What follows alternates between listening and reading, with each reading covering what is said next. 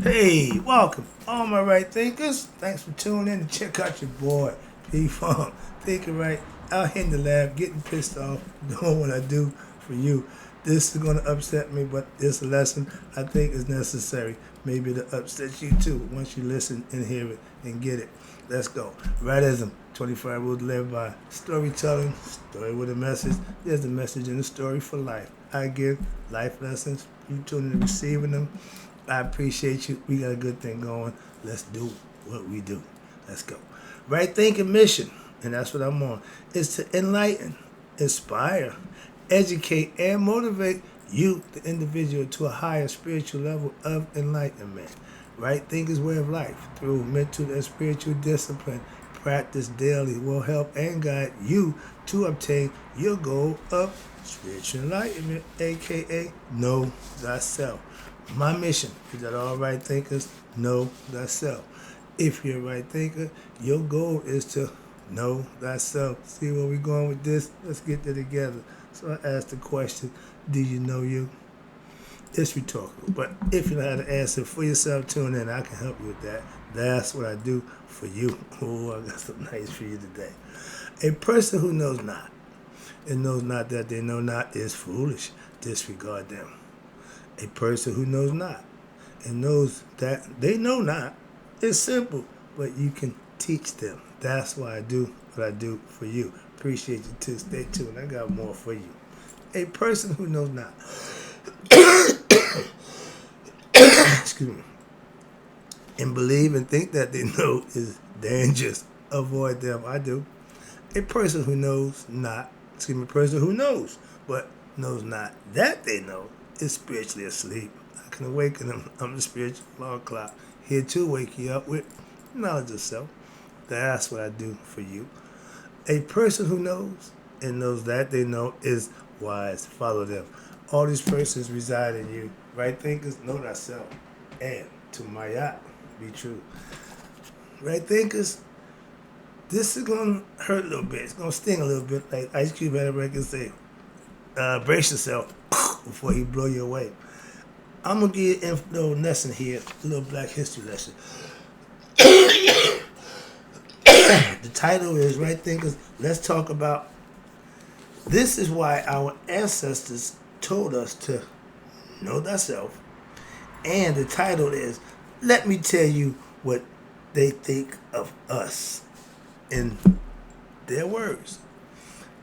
I got a lesson for you. Let's go. I'm down to get into this. All right. So I guess your lesson about the introduction, John Henry Clark, put it down. So now I'm over here to it's called the author's introduction. And it's going to give you a breakdown of some of the people, what they think about the blacks. Let's start with this guy named Dr. Leakey.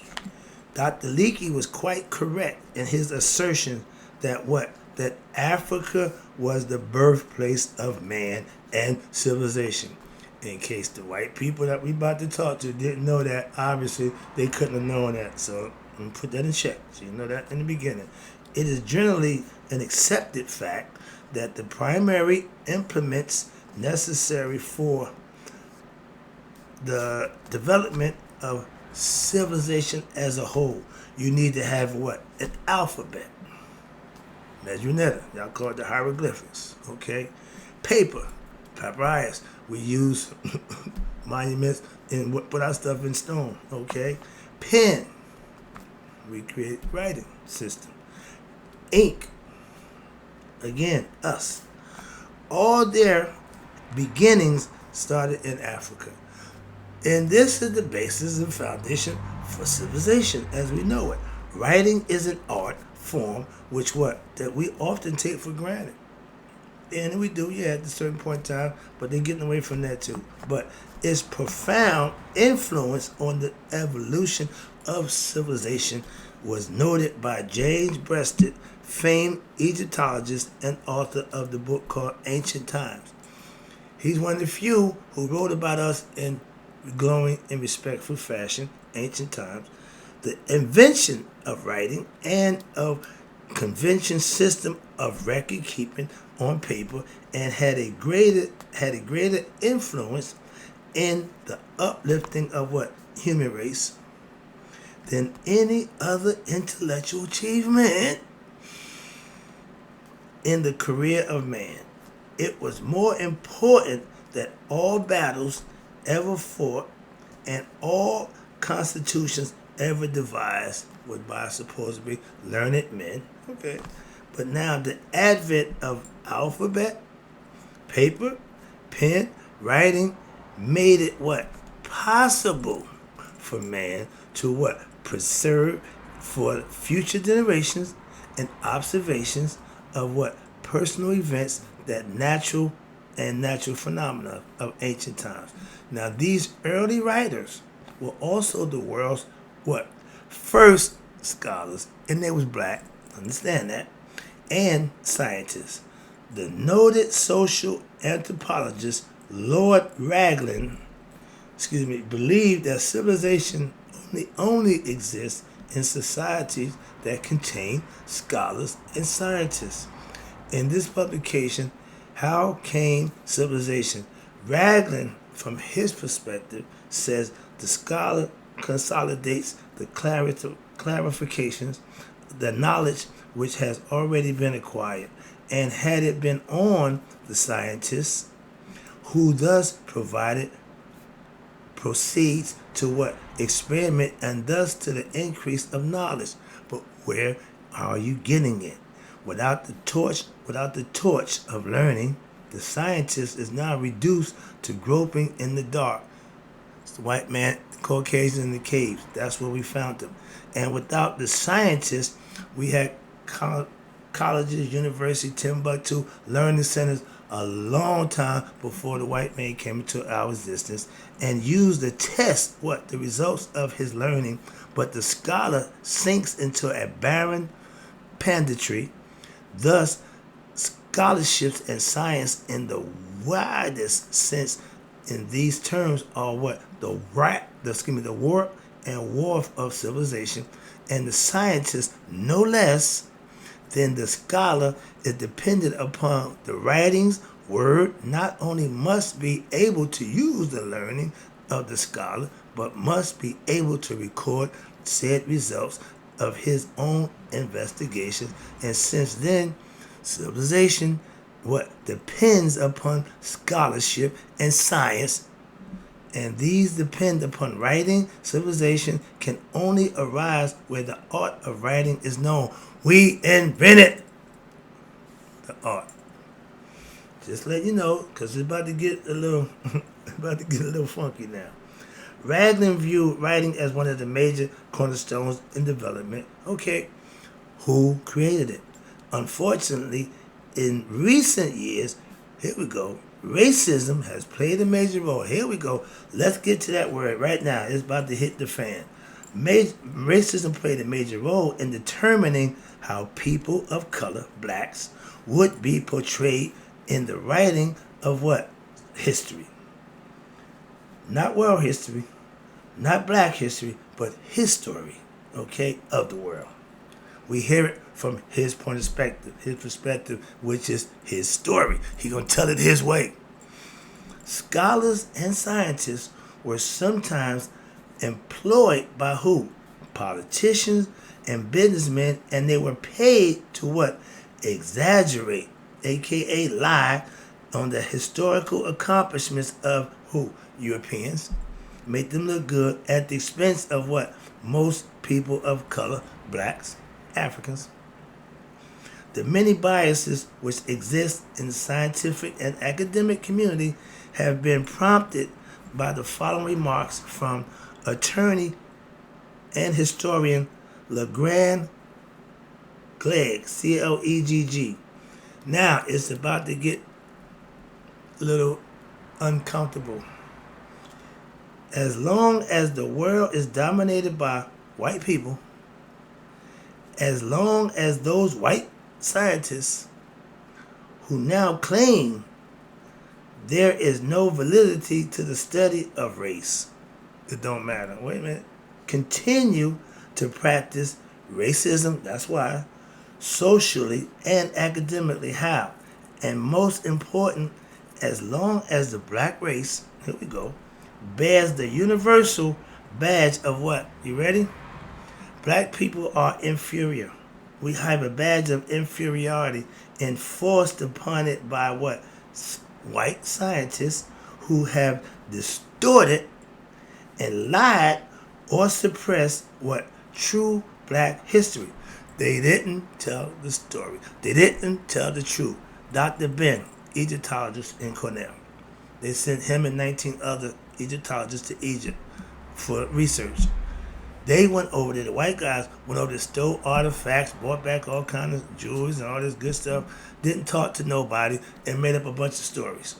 Dr. Ben talked to the people, got the information, put it down. He gets fired for telling the truth. They end up rehiring him because they found out he was the one who told the truth and they was wrong. They was white, he was black. 19-1. He ain't got to win. He end up winning. Truth, don't give a damn about the odds. That's the point. And we shall, watch this, as black people, permanently focus on it whenever and wherever the truth can be told, what? Until we get more sincere, honest men of science in the arts to return the black race to what? Its former position of respect and reverence on earth. Sorry, as a black man, I get a little excited. Now, I'm about to expose to you the issue of race as it pertains to the people of ancient Egypt has become a subject of intense debate. More non-white scientists enter now the field of anthropology and Egyptology, other related disciplines. It started to become true or obvious that what y'all said about us wasn't the truth. And they knew that. I'm going to get past, because this is all fluff. I don't want to get into the fluff. I want to get right now to the meat and potatoes, because this is the part I want y'all to understand. The following, I'm about to read off a list of comments that was made by some of our historical most renowned supposed to be thinkers. I'm twice thinking about them at this point, and their views of what? African people, aka the black man. Are you ready? First one, Arnold Toynbee. He's a historian, white. Okay. When we classify mankind by color, the only one of the primary races which has not made a creative contribution to any of our 21 civilizations is the black man.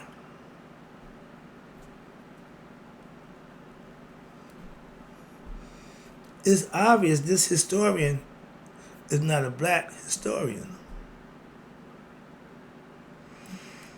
Moving on. He has a title, and this is how he felt about us. Next one is a guy named David Hume. He's a philosopher. This is his opinion about the black man. I am apt to suspect the Negroes, okay, right then, politically correct word, what they call us Negro, we wasn't black yet, to be naturally, he says he's apt to suspect that the Negroes to be naturally inferior to white people.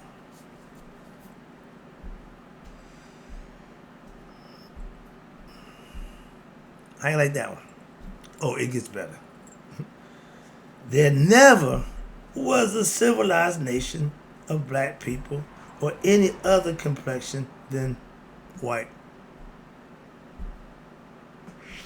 Nor even any individual eminent either in action or speculation, no ingenious manufacturers amongst them as a race of people, no arts or science.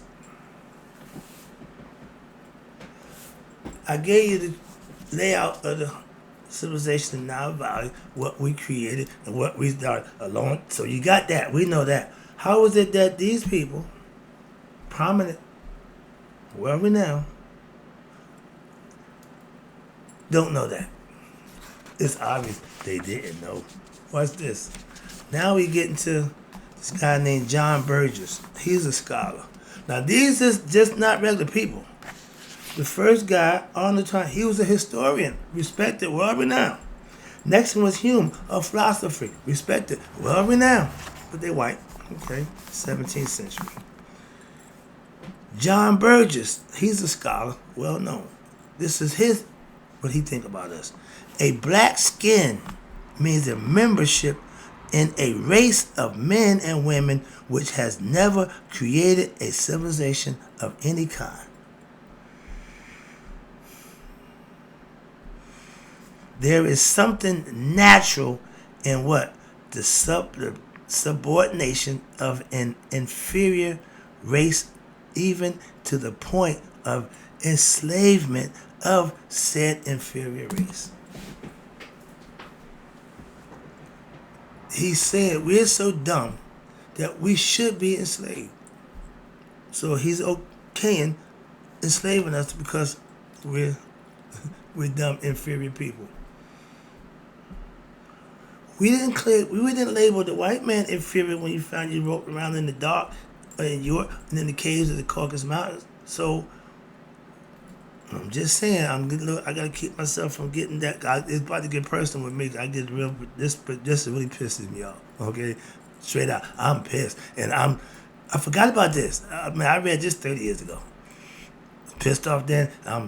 I'm really pissed off now. I am so pissed. I'm hoping this is pissing you off. Let's talk about Richard Burton, an explorer and a writer. Explorer of where and where. The study of the Negro is the study of man's rudimentary mind. He would appear rather degenerate from civilization, from degeneracy from the civilized man. Calm down. From the civilized man, then a savage, raising to the first step, were it not for his total incompetency for improvement.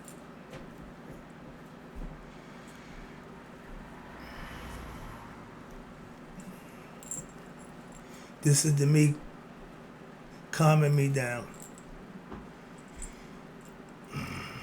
Okay, I gotta move on. I got a couple more. These are gonna be well known. I'm gonna say the best for last. So let's talk about Benjamin Franklin. Remember him?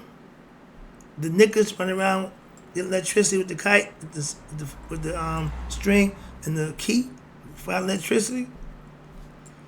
The pervert ran the whole house and slept in. Oh, I ain't going there. Get out of there.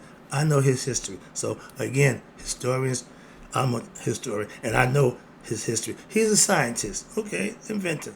But the study of the Negro, according to him, is the study of a man. Okay, so that was Robert Burton. Scientist. This is Benjamin Franklin. Why increase the sons of Africa by planting them in America, meaning bringing them here? Why you bring them niggas here? This is Benjamin Franklin.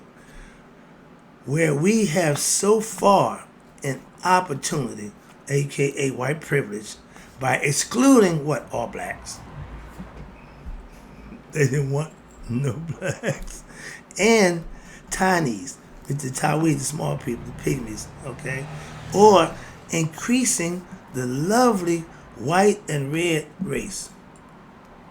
Who's the red people? They'd rather be white and red Indians, I guess, than white and black. Moving on. I got to get to this one.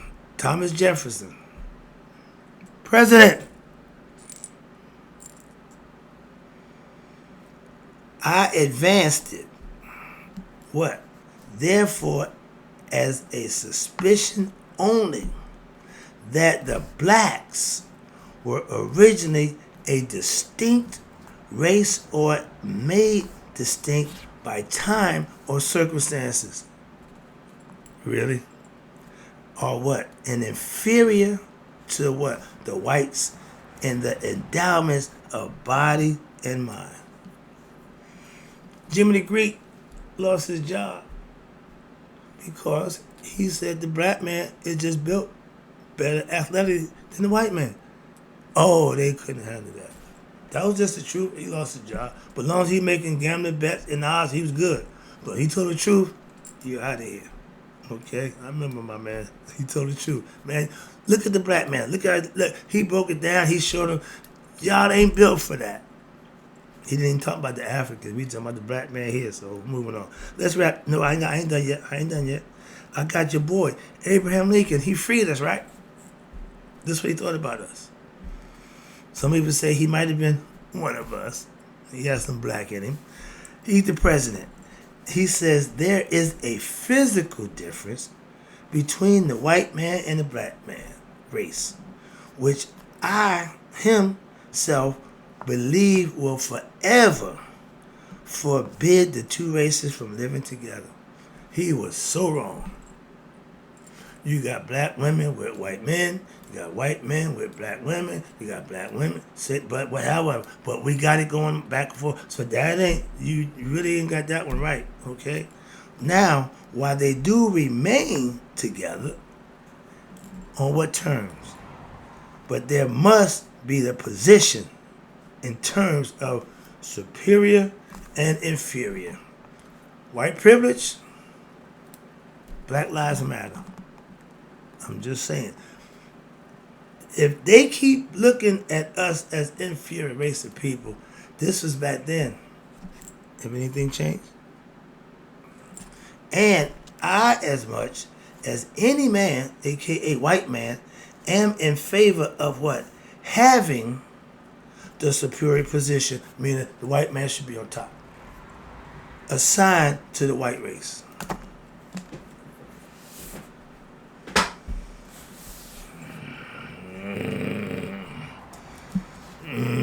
This is the president who freed supposedly the slaves. Henry Berry, a Virginia House representative, obviously Republican. Watch this. This is how they always looked at us from back then. We have we have as far as possible closed every avenue by which the light may enter into the black man's mind. They called them slave mind. Same thing, black man, slave. That's what they looked at us. So they tried to take away our education, take away our knowledge of self, which what our ancestors told us to what? Know thyself. They took away our identity, everything, and gave us theirs. Sound familiar? That's why that Christ that we all follow is a white man. That ain't our God. And you wonder why you praying to him and ain't never get nothing but beat upside the head back in the 60s. I remember that. Watch this. If we could extinguish the capacity to see the light, our work will be complete. Our work will be complete. If we can keep these niggas in the dark, we good. Give them religion. They would what? Then be on the lowest level of what? The beast of the field. And when then we should act like we did them a favor by keeping them safe, by locking them up.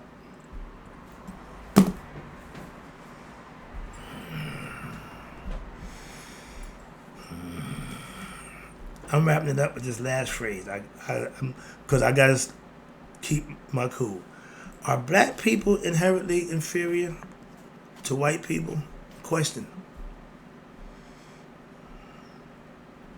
No. Were the preceding comments made by racists? Yes. Or by learned men? No. None of them was learned. There are some behavioral scientists who believe what? That racism is a learned behavior. Yep. Right there. Let me put a pin right there. Because the KKK teaches their young to hate black people. It's not born in them. It's installed in them. It's not inherited. It's passed down. This is a learned behavior. You're not born prejudiced. You're not born racist. You're taught to be.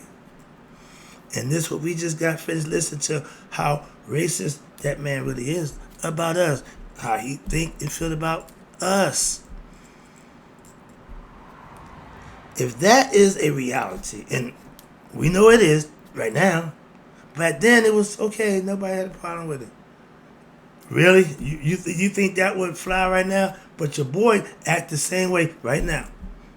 He got that same mentality. He's a billionaire, ain't nothing to do nothing, but he worried about high prices and how bad everything is. Dude, you were the worst sitting president ever, so stop and knock it off with that. Well, of course, he got freedom of speech. He can say what he wants, whether it's right or wrong. We fact-checking this guy because he lied 80% of the time.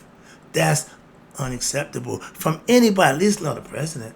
You got to be moving on. Again, ain't much ain't changed. I'm pissed off about this. I'm looking at, well, hell, we right here. We right here. Sorry about that. Now, is that a reality? No. Back then it was. Then it is quite possible to what? To trace this behavior to its sources. I just told you. KKK. They instituted that.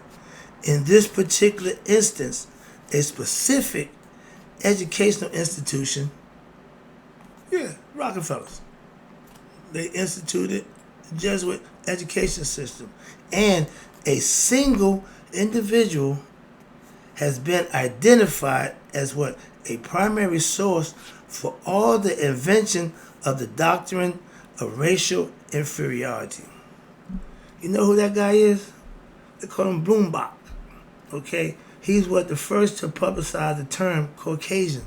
Okay, he's a German, I think it is, which he used for the first time in the third edition of his great work, De Generis Humani Variati Natava, in 1795. Now, according to him, the white or the Caucasians was the first and most beautiful, talented race from which all others had degenerated to become Chinese, Negroes, etc. So everybody came from the white race, according to him.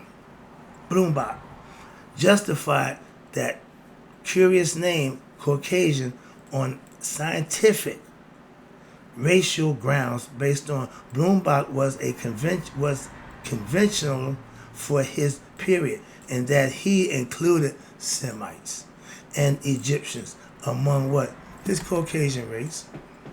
He counted everybody as Caucasian. So that was the lesson. Hope you got the concept I tried to break down for you. But we got to realize who we dealing with. If y'all think, oh, he's okay, he wanted... Don't trust him. My man taught me one thing. My mom taught me the same thing. Don't trust that man. My great-grandmother taught me the same thing. She Native American. She said, don't trust that man. 4 generations ago, I was told away about that man. To this day, I'm still looking to do something against that man. It's been a long time. That's the lesson. Hope you got it. It's all about letting us know what they think about us. And if you think they think anything other than that, you are not a right thinker. And closing right thinkers, may you all live to be 100. Me, 100 miles a day. So I never knew that my right thinkers have passed away. And remember, what they think of you, don't forget it.